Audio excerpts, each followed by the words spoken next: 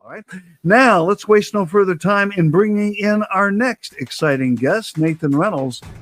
Welcome back to the Awake Nation. Nathan, how are you? Fantastic. David, Penny, how are you all? Good. Fantastic. Can't complain. Life is good. Except unless you're living in unless you're in the Middle East right now, life is okay, I guess. That's a tumultuous place to be right now. No doubt about it. So what are we going to talk about today? What I like about yours is you help people with solve problems as opposed to presenting further ones. So let's talk about how to solve problems today.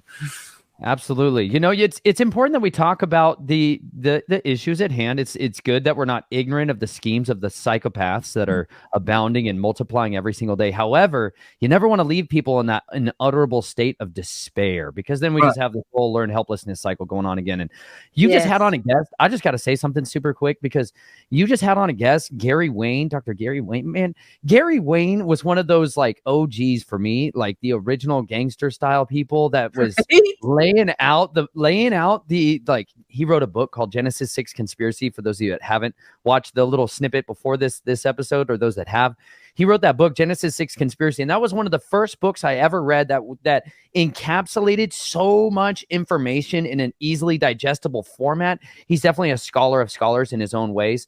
However, the types of historicity that he was able to bring forth were very complex and generally ethereal, very mythological to a lot of people. But he put it forth in such a manner to understand, how do these other societies, these other individuals that do pull on those corporate controllers, how do they view the world? And what is their reasoning? What is their big, giant WHY? Why are they willing to do these things? Why are they willing to lead the world into this other image, this other ideology?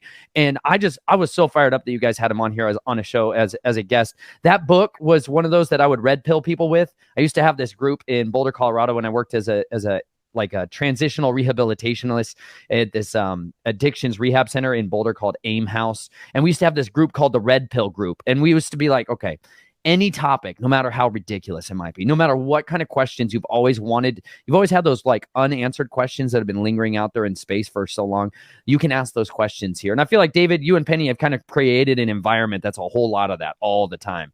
And it's really good to see you guys have such a different tapestry of guests. Well, you know, what we're trying to do is to present, in many cases, not just the news, but some reasons behind what's going on here.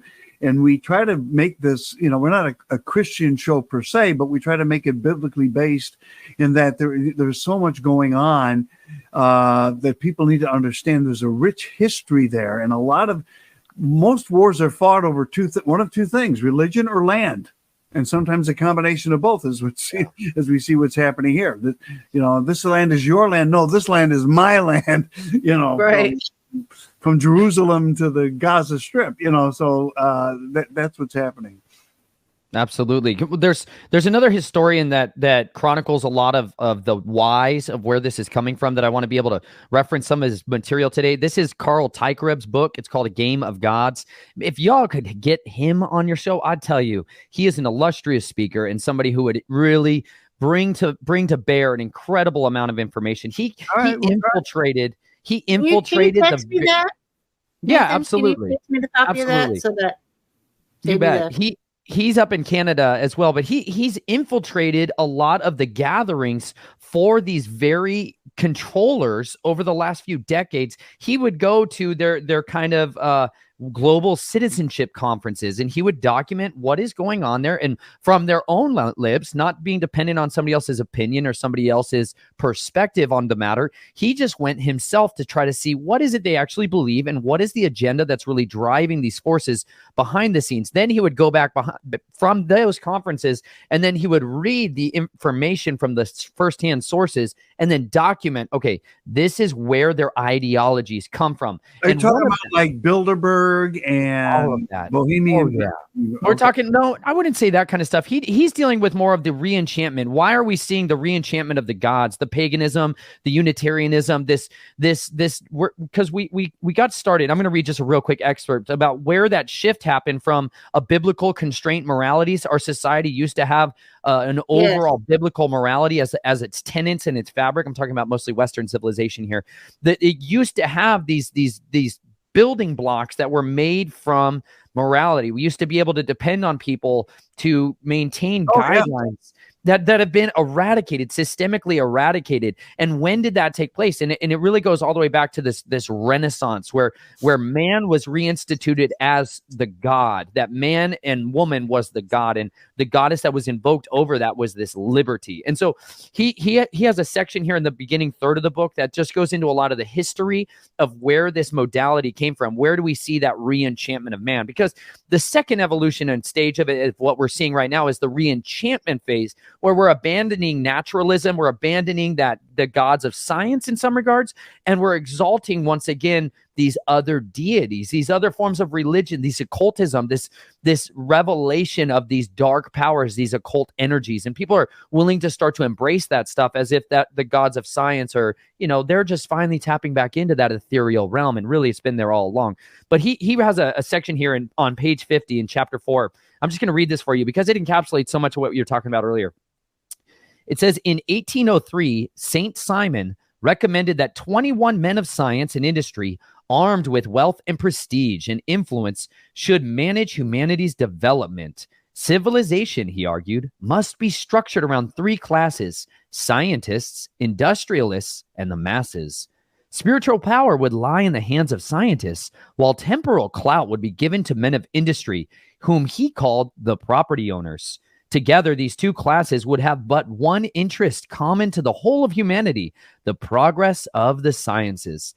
The task of the masses was to nominate mankind's esteemed leaders. Later, Saint Simon described his ideal religion as the new Christianity. Divorced from traditional modes, new Christianity would be a universal and positive worship of faith in utilitarian systems, and it would encourage a serviceable brotherhood devoted to science and progress. This is really where you get the religion of humanity, where man was made to be the idol. The man was made to be the form of worship. And they had a ceremony at the start of the French Revolution. I know there's a lot of passionate talk in kind of the truther community about a revolution, that we need another revolution. What people fail to grasp, because they've not necessarily, most people have failed to really identify clearly what a revolution is. A revolution is going in a circle, and you come back to the same place you began from. And that's not the idealistic goal. You generally just replace some of the overlords or the custodians of any given power system. And during the course of those events, it allows people to push agendas very, very rapidly, like what's taking place right now, where there's this high pressing demand for justice and bloodshed and violence and retribution and revenge. They're fomenting an ideological movement that would require the bloodshed of tens of thousands, if not hundreds of thousands, and potentially millions of people. Like, it's not too long ago, y'all, in our history, that 7,000 people were being killed every week for over 200 weeks during World War I. 7,000 men died every single day for week after week after week after week, until people got so fed up with the bloodshed. Like, in the Battle of the Somme, the British lost more soldiers in the single battle of the Somme than the United States lost in the entire war of World War II. Just for perspective of what a meat grinder can actually look like. And on the scales of warfare that we're looking at today, and the capacity for killing has gone up to such a degree that when we sit back in our comfortable chairs in an insulated society overall in the West, looking over at places abroad and say, yeah, we should have massive bloodshed, we should have massive violence over there, we have no idea of what truly the cost of killing can truly be, and how fast those bodies can stack up, and how quickly the resources that we take for granted because we have an excess get depleted from us. Our grandparents, just a little while ago, experienced what it was like to have ration cards. They experienced what it was like to have shortages on a scale that we are just completely unfamiliar with. And it only takes a little bit of pushing to push us right back into that same cycle of abuse. Well, one of the things, Nathan, is that you're absolutely right about what you said. We've so far sat back from looking at these other countries and saying it's okay to have, but now that bloodshed is coming to our soil. I mean, we're importing people into this country, who might start beheading us here on our own soil. So we need to take a look at what our attitude is right now too. Absolutely. And the disposition that we have that calls for violence and bloodshed is almost always rooted in a different discontentment that's unsettling us all the time. We feel, I think that the true heart of the issue is that mankind in our society has felt neutered and emasculated to such a severe and continual basis that we're struggling with how do we fight back. We want to be free from this slave class. Like he talked about the class of the masses, and we've been under this just overarching oppression for so long, and now there's enough information that's made available abroad through these tools like these media shows that are available.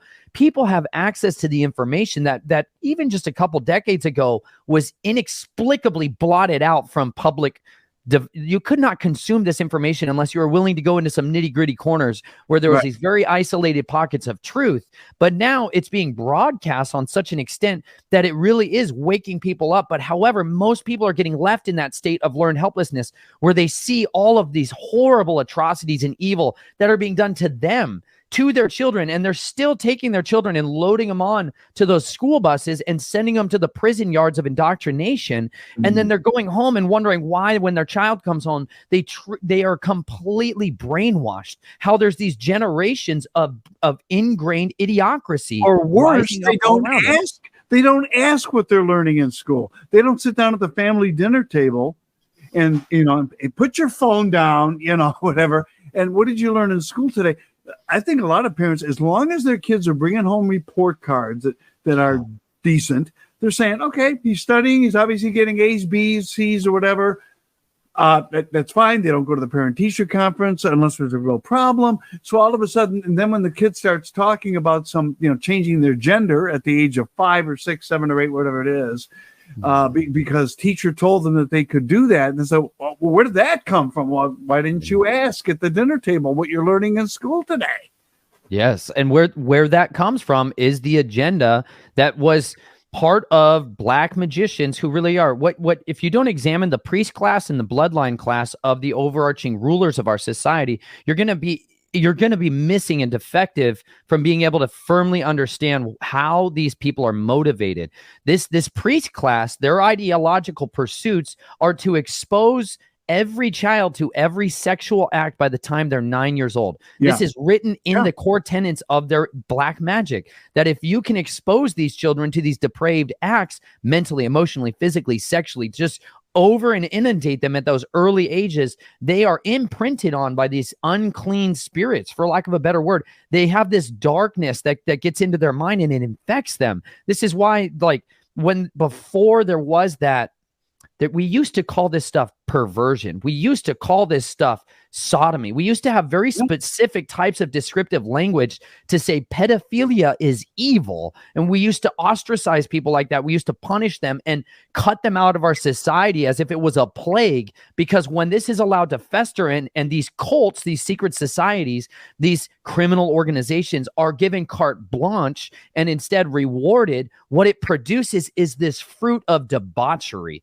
is this fruit of confusion. And that's what you're looking at when you sit down with children and you're like, hey, what are you learning in school today? They're learning confusion. They're learning Babel. They're learning the ways of Cain. They're learning what it's like to slaughter and destroy people with their mouths and then debase themselves and defraud the people around them, because that's what our society is rewarding. We have these industrialists, these monarchists of merchandise. They have taken mankind and made us this consumers, these useless eaters in a sense. They have trained us to be like that. So it takes diligence and it takes discipline, David, to turn off those cameras, to turn off those mirrors, those black mirrors, those scrying mirrors, and instead to look at the information of what's being presented. It takes a lot more discipline for my wife to homeschool my children. It takes a lot of work. She has to educate herself.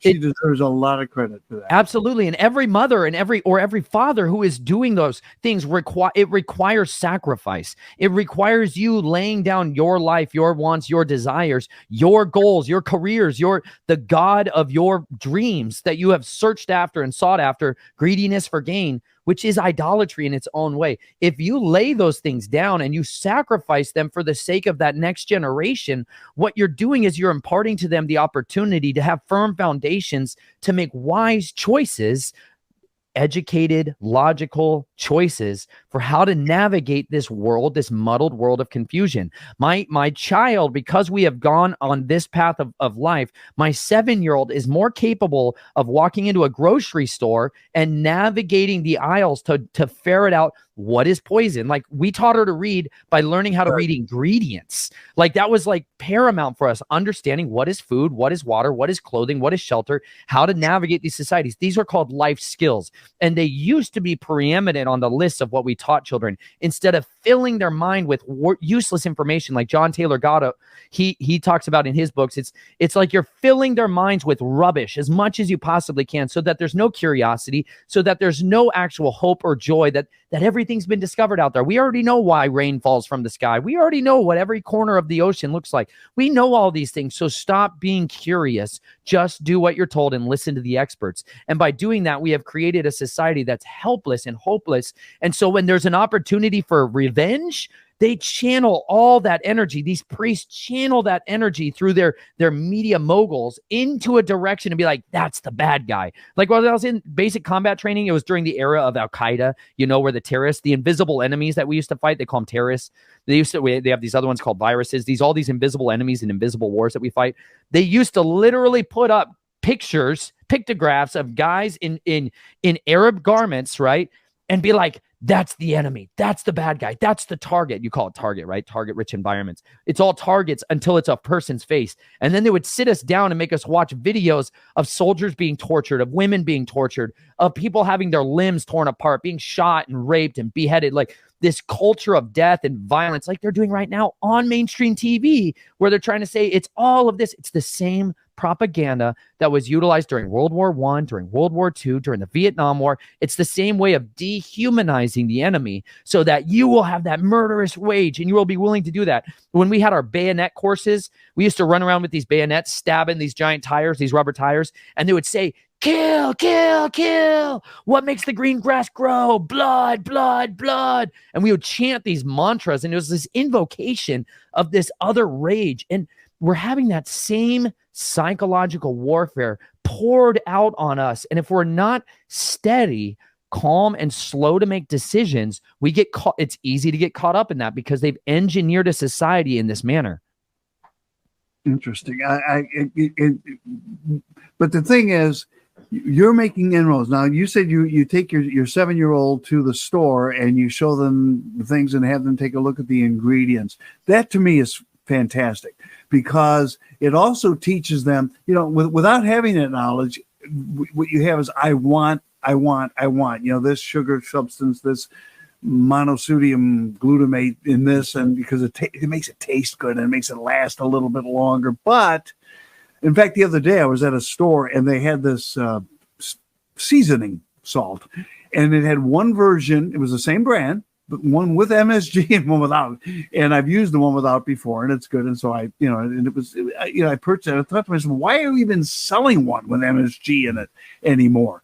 Why are you, and you wonder why you can buy fruits and vegetables that you used to only be able to buy seasonally all year long now, and they don't really taste it. They look the same, but have you ever eaten a tomato in October or November? It doesn't taste the same as a tomato from the garden in August or July, but it's preserved, and it's terrible. Oh, down in Florida, I just could talk tomatoes all day long because I literally pruned hundreds of thousands of tomato vines. I became a master tomato vine dresser down in southern Florida. It changed my life forever, because Florida is where all those tomatoes come from, more or less, during that season, David, where you're like, why are you getting a salad on in December in New York City with a tomato on the plate? You're like, where does that tomato come from? And it's like generally Florida or Mexico. And that's like, and the way they grow it down there, it's absolutely beautiful. Check this out. They fill these fields, okay? Down in southern Florida, every pest known to mankind wants to live in Florida. They only ever want to live in Florida continually. It's like 10 months, 11 months out of the year is the ideal growing season for bugs and pests. And so what they do is I'm from Florida, Nathan, so I remember the German cockroaches that used to fight your head. Oh yeah. It's like the land of dinosaurs. It's an incredible place. I highly recommend it. I like to swim up to alligators in the face down there. It's a beautiful place. However, they in order to grow those tomatoes, David, that you're like, they taste like sawdust and cardboard. They roll out this plastic mulching on top of these formed beds that are basically sand. And what they do is they literally gas the entire bed. They douse it with so much insecticides and pesticides and herbicides, the entire thing. And then they go in there and they fertilize it selectively and plant their tomatoes, their seedlings inside that. Okay. So you kill everything that's at all beneficial and nutritionally dense in that soil. And then you go in and you grow those tomatoes as genetically engineered tomatoes by and large.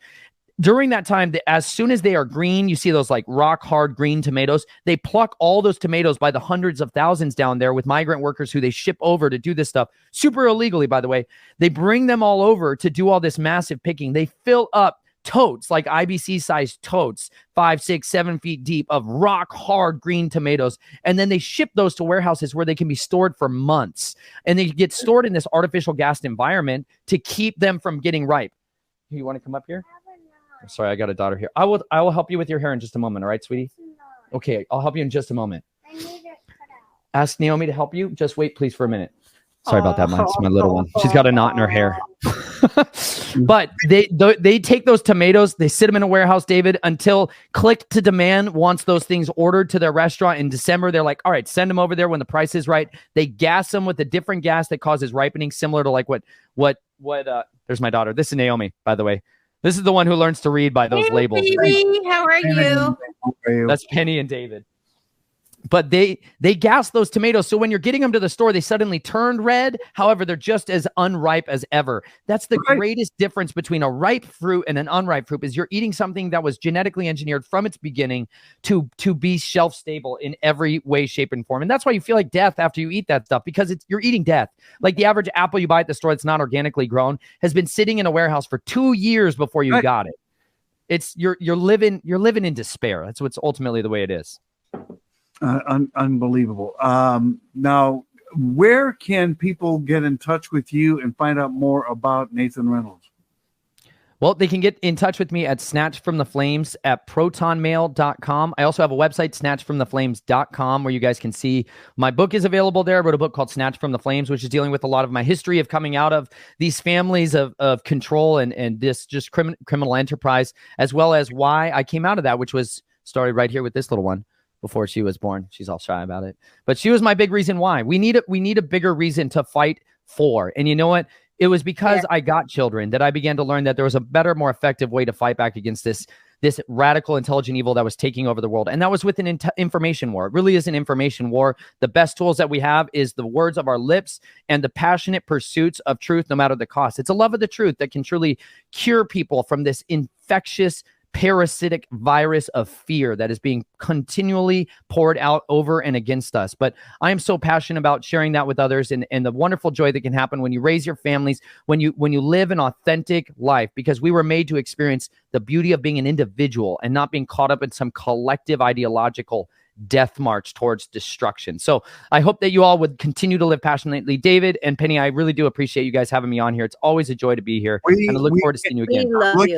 We're looking for the next time too, right away, real soon. In the meantime, take care of your wonderful children. They're beautiful, and it's a testament to you. Give them plenty of kisses.